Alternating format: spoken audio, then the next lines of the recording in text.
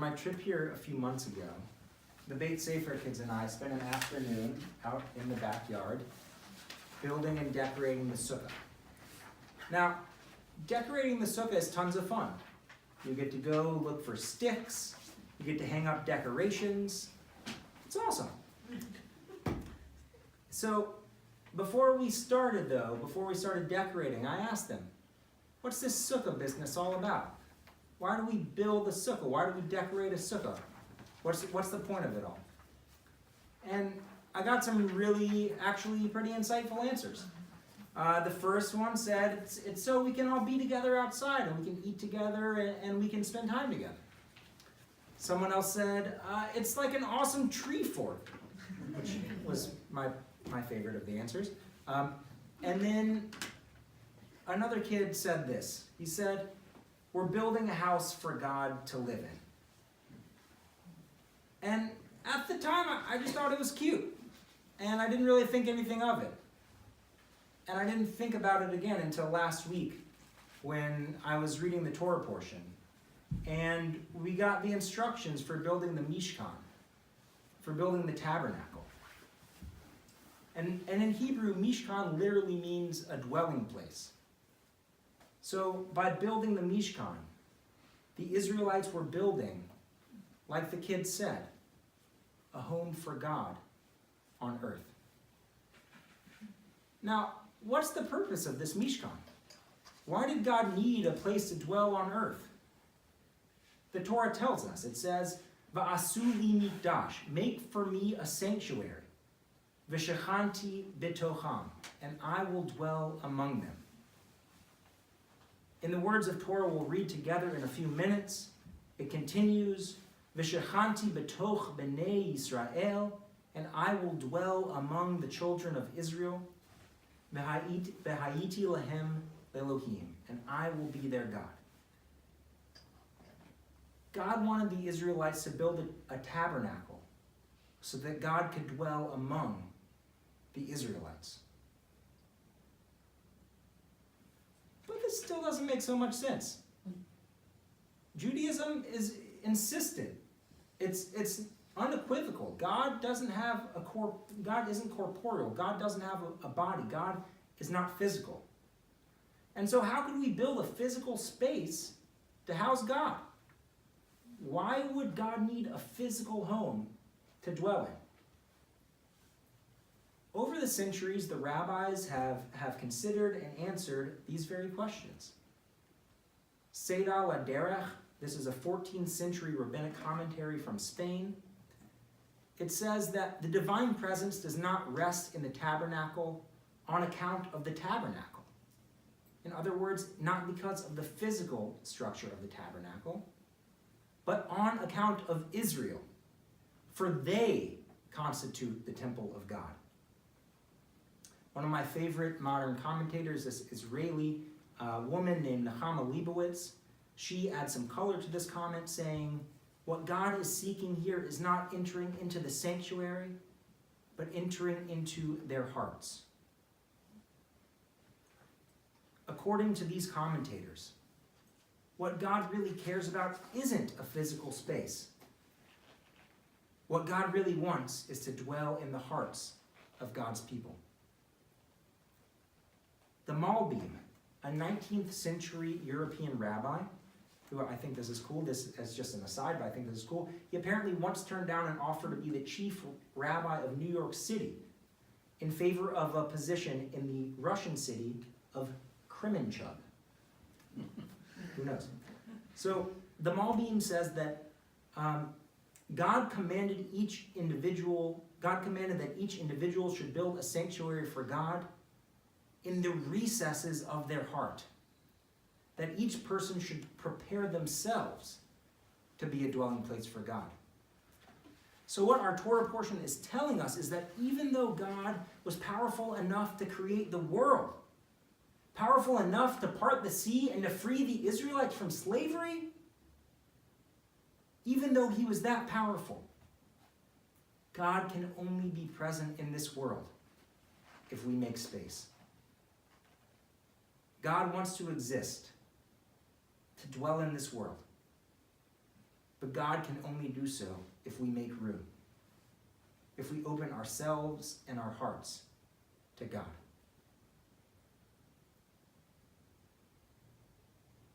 You may have noticed, some of you may have noticed, some of you may not have noticed, but may have noticed that in my year and a half here, I've never talked about God from the pulpit. Maybe a tiny bit here and there, but pretty much never. This is actually my first sermon entirely focused on God. And that's in part because I'm still working through my own theology, that I'm still trying to figure out what I think about God. But it's mainly because God is just a difficult topic to talk about. Because so many of us struggle with the idea of God. Or even we don't believe in God altogether. And to be honest, that makes a lot of sense. Since growing up, the God that we hear about, the God that we most often hear about, is the God of Deuteronomy. The God who rewards people who follow the commandments and who punishes the wicked. Now, the problem with that idea of God is that it breaks down as soon as we see terrible, tragic things happening to good people. Good, righteous people losing their jobs, children getting cancer, our friends and family dying too soon.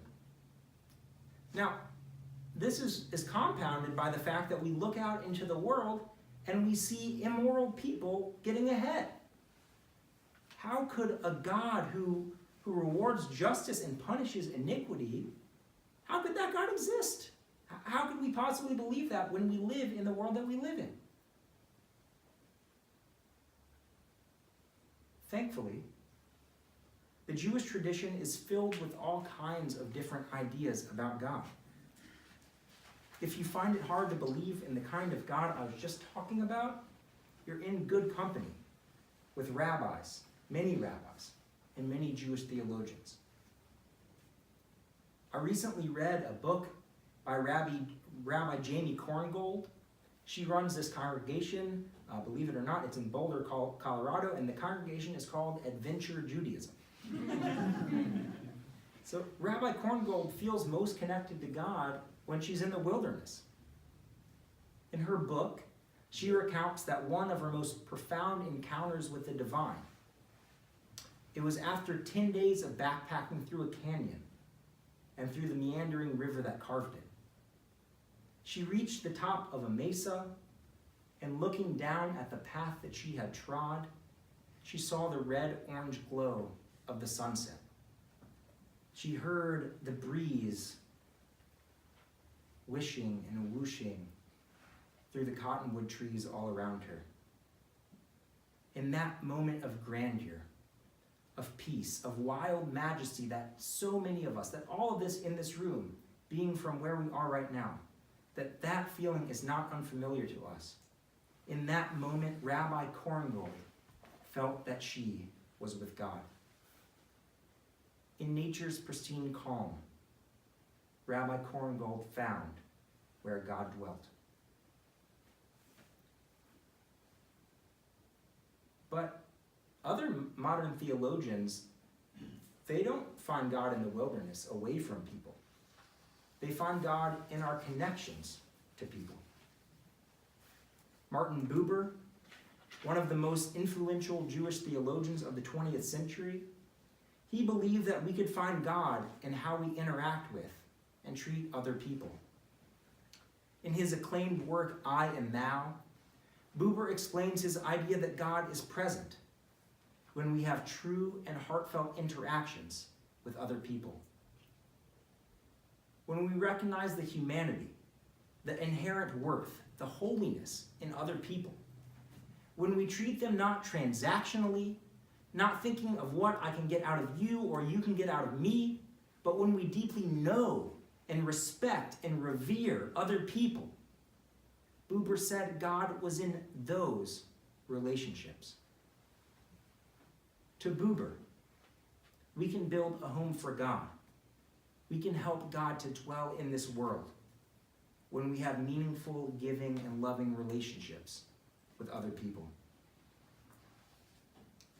And for the other most influential theologian of last century, Rabbi Abraham Joshua Heschel. We can connect to God through acts of justice. He famously said, Rabbi Heschel said, reflecting on a march from Selma to Montgomery with Dr. Martin Luther King, he said, quote, "Even without words, our march was worship. I felt my legs were praying." To Rabbi Heschel, we make space for God in ourselves and in the world when we work to make the world better.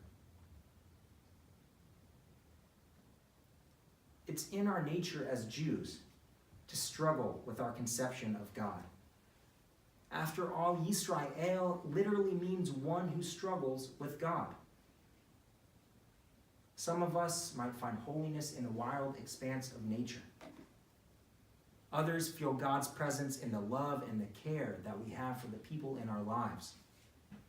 Still others feel they're walking in God's ways when they stand up for the poor, the downtrodden, and the neediest among us. No matter our conception of God, no matter how we relate to the divine, it is up to us to make room, to build a mishkan, a dwelling place, a sacred space for holiness in this world. In the words of Rabbi Abraham Joshua Heschel, God is in captivity in this world, in the oblivion of our lives. God is in search of man, in search of a home in the soul and deeds of man. God is not at home in our world.